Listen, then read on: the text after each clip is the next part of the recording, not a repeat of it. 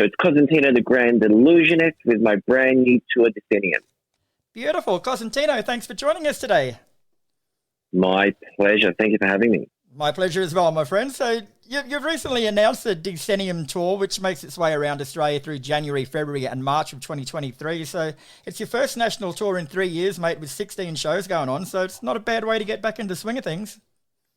No, it's great. I haven't been able to do a national tour for, as you said, for a long time. And obviously, 2 of those years were taken up with COVID.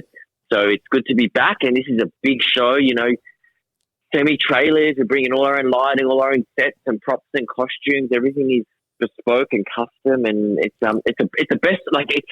It's the best of tour. It can't get any better. You hope from my end. It actually puts a bit of pressure on me because I almost go, it's the best of. It's the best it's ever going to be. It's never going to get any better, guys. True. So you mentioned that it is a greatest hits collection from the last 10 years, bro. So what was the selection criteria? Was it what audience members like the most? What you like the most? It's a combination of both. And do you know what? Without trying to come off conceited, it's really, really tough.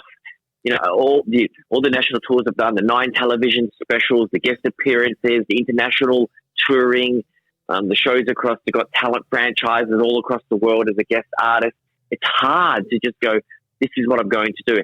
And to bring it down to 90 minutes. Yeah. And the reason why it's tough is the show can't just be all dramatic, or it can't just be all romantic, or it can't just be all funny. It's got to be a storyline that, there's a bit of humour, there's a bit of comedy, there's a bit of romance, there's a bit of drama. So it's like a good film. You want it to flow nicely. So it's not necessarily just what's the most spectacular, what's the most death-defying, or, what's the most shocking. It's not that at all. It's what gives an overall best show, and that's why it's challenging. Yeah, true. And as you mentioned, man, the show's roughly 90 minutes long, but how much practice and preparation goes into that 90 minutes that we see? Well, I've been doing this material for 10 years, and I still have to do 2 months intensively every day just to get the show up. No, 2.5 months just to get the show up and running. And I'm talking 6 days a week, and it'll push into 7 days just to get it, where it needs to be. And that's with material and stuff that I've been doing for years and years and years. That just shows you how much work goes into it. Yeah, it does. And so would you say overall, mate, that you're a perfectionist? Like, you'd pretty much have to be in a lot of respects, wouldn't you? Yeah, you do, because unfortunately for me, it's, if you're singing a song and you hit a bad note, it's not great. People pick up on it, but it's not doom or gloom. Like, for example, if I hit a bad note, then A, you'll probably see how the illusion is done and then I've spoiled it for you, or B, I end up in the emergency room with these crazy stunts. So the stakes are pretty high. I don't want to diminish anything from anyone, but it really is. It's really high pressure. And also, when you're doing a magic show, the audience wants to be baffled. They want to be fooled. So if you don't deliver that, they get upset. Again, I guess it's like if you hit a bad note, the audience would be like, oh, it's not as good live as the record, but it's not like you ruined the piece. I can ruin the piece very, very quickly. And so I definitely feel that pressure. Yeah, that's actually interesting the way you mentioned that, mate. Like you said that if you do something wrong, you spoil it for you, which means you spoil it for the people watching it. Like a lot of people sort of look at it and they think of it from the other way, like it'd spoil it for you if we knew what you were doing. But it's interesting that you actually think it'd ruin it from the audience's perspective. It's a nice way to look at it. Yeah, because I realized, in the show, I seemingly read minds, I predict the future. Now, if I could do all these things for real, I would have, predicted the lottery and I'd be in the Bahamas right now drinking cocktails, right? So I'm not, the illusions and the magic is all make-believe and it's all fantasy. But it's the same as watching a Marvel film. Like, it's all make-believe and fantasy. Look what's going on with Marvel right now, or all these superhero movies. So, but you get caught up in it. So I realized I don't want to ruin that fantasy for the audience. Yep. And there are 2 types of audience members. There's the people that come in and suspend disbelief. They're the type of people that watch Jurassic Park and say, oh, wow, they get caught up in the storyline and the visual effects. That's audience member number 1. Audience member number 2, they're skeptical. They try to figure everything out. They want to know how it's all done. It's like solving a puzzle for them. It's like a Rubik's Cube. And that's the person that watches Jurassic Park and says to their partner, that's not real. The dinosaurs aren't real. Yeah, and you're going to go, really? Oh, no, really? Oh, that's very, very clever of you. But in the end, it doesn't matter whether you're audience member number 1 or audience member number 2. For me, I want to just bring you on this journey. If you suspend disbelief, great. That means you're going along for the ride. If you don't, then I've got to work a little bit harder and realize that you've got this analytical mind, and it's like I said, it's like a puzzle for you, which is fine too, because puzzles can be fun. And so I realized that I don't want to spoil that for the audience at all. I want them to enjoy it the way they want to enjoy it. I think you'd find too, bro, that if audience member number 2 actually figured out how it was done or knew how it was done, I think they'd be disappointed for the fact that they actually know, like you mentioned, you don't want to know these things because it takes away the whole fantasy and the magical element from it. You're definitely audience member number 1, though. I'm a good guy. An audience member, you're a good guy. An audience member number 2 doesn't see it necessarily like that. They want to, yes, it might spoil it for them, but they feel like they want to interpret it. They feel like there's a right for them to know how it actually works. Yeah, I agree with you. Like, I just kind of go, man, it is what it is. Like, it's just fun to kind of, like, for me as a magician, if you can baffle me, I'm so happy. Like, I'm not that person who goes, oh man, I'm running to figure out. I'm the opposite. There's very little mystery left in the world. I love the fact that, and that's what the magician speaks to. I love the fact that the magician says, maybe we don't understand how everything works. We haven't even explored all the oceans yet on Earth. So there's things we don't know. We haven't gone that deep. We can't, there's things that are out there that we have no idea. That's how I like to think about it, and the magician delivering that mystery, which is why my shows have worked so well in Asia, because inherently they've got a culture that is wrapped around mystery and storytelling. So it's interesting that it works so well there. And you've actually written, produced, and choreographed this whole show, mate. So in effect, you've really got no one else to blame if anything goes wrong, have you? Absolutely. So once again, I can't push the blame. I can't put the pressure on somebody else and say this didn't work because of you. But look, I've been writing my shows for a long, long time. I wrote my TV shows in the beginning.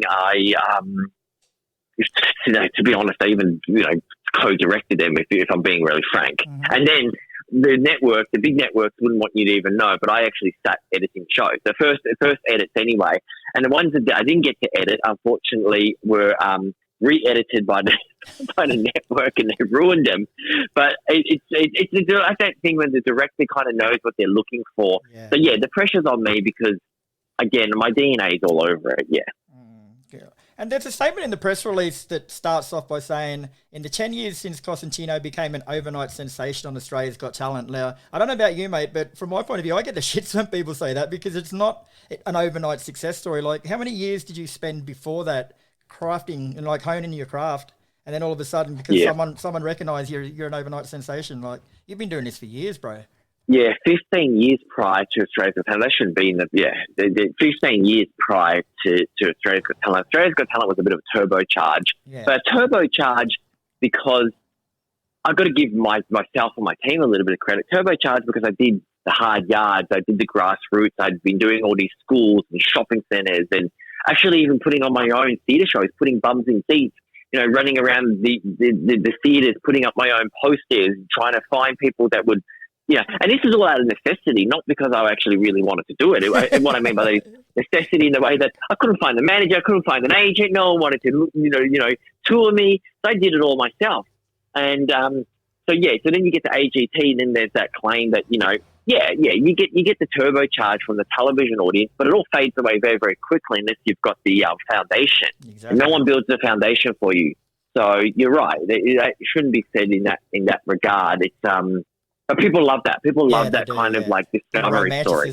Well, I know with me, I was writing for free for 20 years before I bought Heavy to actually start getting paid for it. And people say the same about me. It's like, but I'm the longest overnight success story ever, I'd say. And people always say, and that's probably why you can relate to it. It's an interesting, as you said, it's romantic to kind of think that one day you go from zero to hero overnight. It'd be nice. It'd be nice. But it doesn't happen. Yeah. So I saw your show on the last tour at the Gold Coast, mate, and I was completely blown away. But one thing I found interesting was the amount of times you deferred to music and comedy to keep things flowing. So how important are those two things to the show? Yeah, really important. I'll tell you something that was funny about that. They were doing renovations in Gold Coast, so we could only bring half the show in, believe it or not. So that show you saw, a little backstory, we couldn't get all the big equipment in. We couldn't get through the doors. Because so that won't happen this time. We made sure that there's no construction going on. So the show was actually a bit bigger than what you saw. Anyway, with that being said, the music is so important. It emotes everything. I always say to my team when we're coming up with a new piece, once I've selected the music, and most times that I select the music first, I say to them, let the music tell you what to do.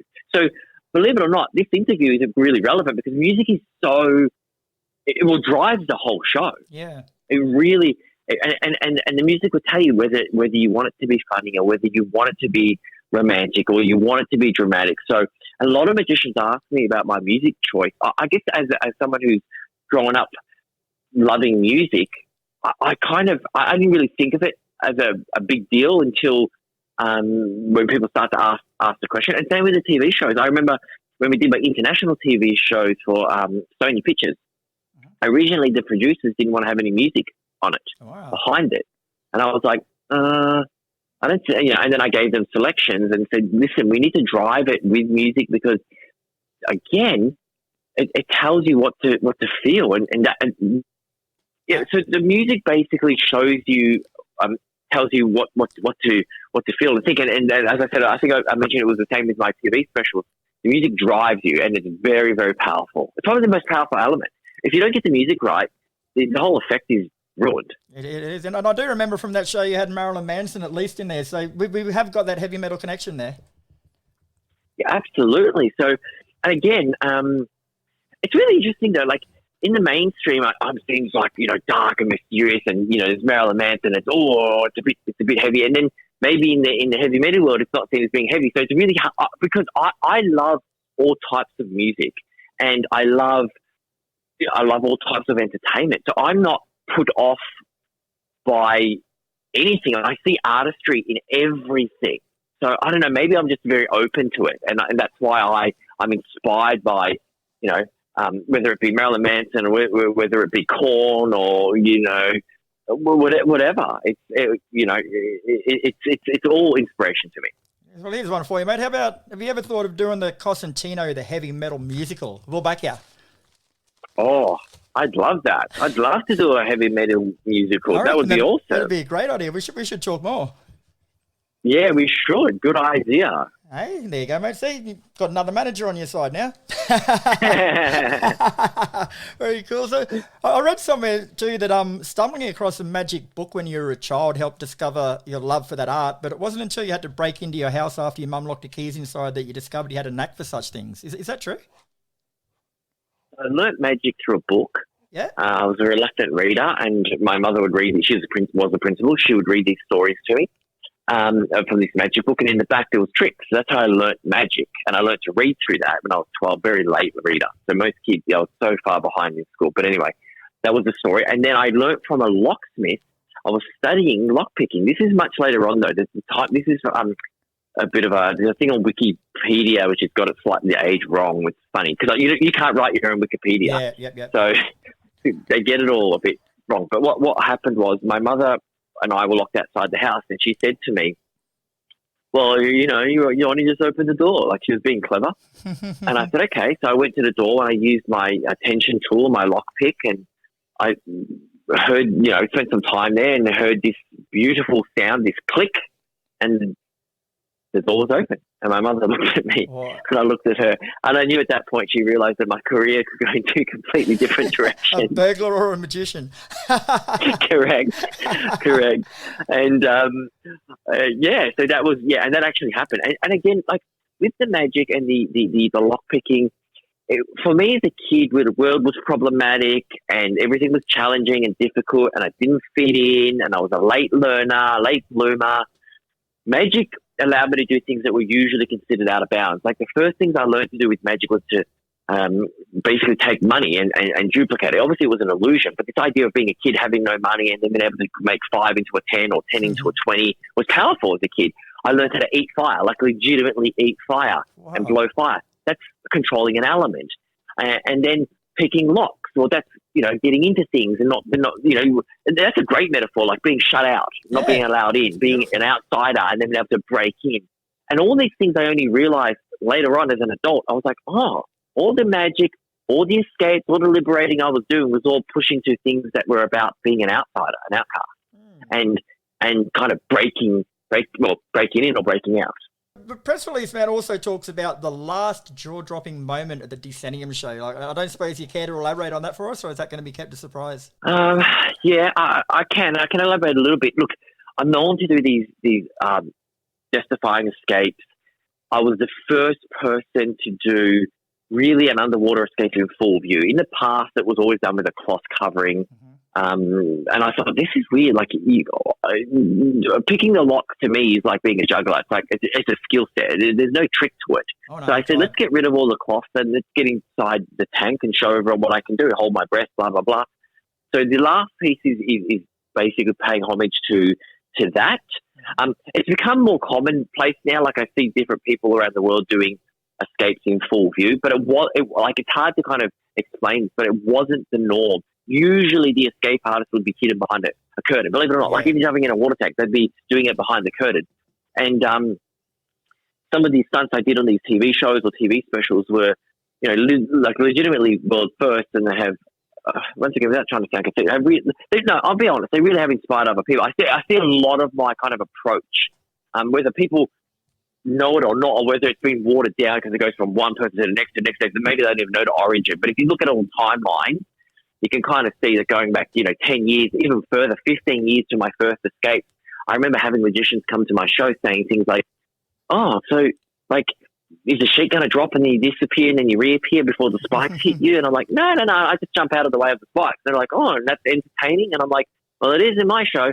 So the last piece is a water tank escape. It's my iconic water tank escape. And I invite 3 members up on stage. They literally sit, like, I don't know, a meter from the tank. Yeah. They examine everything. They lock me up. They put me in the tank, and they get wet. They get, like, the water splashes all over them. Sweet. So it's pretty dramatic. Yeah. Very cool, man. I'll finish on this one too, bro. Like, your method of comedy, I guess, not comedy, sorry, magic, and the way you go about things, like, it's not the same as a lot of magicians around the world. So, were you ever like an outcast amongst your own gang, I guess, because you sort of did things differently? Absolutely. I started winning competitions in magic when I was 14 against people twice my age and 3 times as experienced as I was. And I tried to, like, I thought being an entertainer, because I was an outcast at school, I thought being an entertainer would bring me into the fold, but it actually didn't. It was like, same thing happened. There's always isolation wherever you go. And I've kind of learned to deal with that. Like, a lot of magicians would say, maybe I'm not as approachable as other magicians, but that's because they made me. Do you know what I mean? Like, I wasn't that way because of, like, you got to understand someone's backstory. Like, I went to magic clubs, and the first thing they would tell me was, get rid of all the dancing, and it's too theatrical, just stick to the tricks, and that was wrong. And, and then a lot of advice I was given was all really misleading. I think it probably came from a good place, but it was very misleading. I, as a little boy and then a teenager and a young man, was, for some crazy reason, always had very strong kind of moral compass about who I was. I guess because as a kid I was struggling and the magic kind of formed me and shaped me. So to answer your question properly, yeah, it has in the magic community kind of, especially in the beginning, people would kind of view it a bit, Once you have success, then all of a sudden people don't really know what else to say to you. Yeah. It's interesting. And now the same thing repeats internationally. So every time you go, you have to conquer one country, and then so now you experience the same thing in a foreign country. They're like, oh, this guy's a bit strange, he's a bit weird, blah, blah, blah, blah. But then, if you have success there, and I know that from Asia, then all of a sudden now it's okay. And then you start to see others being inspired by it. People who maybe were just doing magic now all of a sudden are now escape artists. So people would like to see what others are doing, and I stay inspired in a nice, friendly way. But I think in the end, we can all be inspired by others, but you've got to find your own approach to some degree. Exactly. And not necessarily look around and see what others are doing and go, oh, well, that works. They're doing it, it works. It works because of them. Yeah, I think you summed it up best earlier on when you said the DNA. Like, if you've got that natural thing in the DNA that makes you can sort of, take inspiration from other places. But as soon as you get away from yourself, it's no good. Correct. And I think trying to find yourself later on, it's a bit hard. Like, I think you need to do that discovery when you're younger. I think, like, as an entertainer, I'm trying to say, I want to be careful what I'm saying. Yeah. Like, who knows who? Like, we're all still discovering who we are. But what I mean is, as an entertainer and a brand and a style, you kind of want to fight. You want to experiment much younger, and you want to go, oh, I'm inspired by this, I'm inspired by that, and then kind of mesh it all together, and then make it your own, because it's all everything. You know, art's all postmodernism, really, isn't it? You know, nothing's truly 100%. You know, original. Everyone's inspired by everyone. Isn't that the point of what we're doing? We're trying to inspire people. Exactly. So you got to go through that experimentation phase. I think. I think it's better to go through it when you're younger. Even if I could have gone through it when I was younger, that would have been better. But yes, now even in the entertainment world, even in the entertainment industry in Australia, you know, you're still an outcast. I mean, I hear comedians make jokes about magicians all the time, and I kind of go, oh God, you know. You know, my show, I've got to be honest, you've seen it. Yeah, if only you knew. And I kind of feel like, oh my God, the stories I tell and my interactions with the audience, it's so funny because I do so many shows, and people go, we had a comedian last week, you know, in the theatre, and he wasn't even as funny as you are. And I'm like, oh, okay. I don't know if that's a compliment or a negative, but it just shows you, like, these comedians aren't as great as they think they are. You know, they get a lot of free kicks, and they think, you know, because whatever it is, but for some reason they always seem to kind of think the magician's the easy target to pick on. And, you know, I don't pick on comedians. I think I'm impressed by all art forms when it's done correctly or when it's done right. But it's funny. You see these comedians that are that funny. Wait till you make him disappear for real one day, mate. That'll piss him off. That's it. Exactly right. Exactly. All right, mate. Well, thanks very much for your time. I better let you go so someone else can chat with you. My pleasure. It was a great interview. I really appreciate it. It's really awesome. My pleasure, mate. But before we go, I'll let everyone know that tickets are on sale now from www.livenation.com.au, starting January 19th in Newcastle and finishing in the Gold Coast March the 4th. So thanks heaps, Ray. Hopefully I'll get to catch up with you at the Gold Coast show and say hello. Yes, would love that, and cannot wait to see everybody at the show. Honestly, it is going to be huge. Well, we have to wait another 10 years to see something like this again then. Put it that way. It's a once in a decade type thing. That's it, exactly. All right, mate, you enjoy the rest of your day, brother, and good luck with the tour. Will do. Cheers, thank you. Bye-bye. Mate.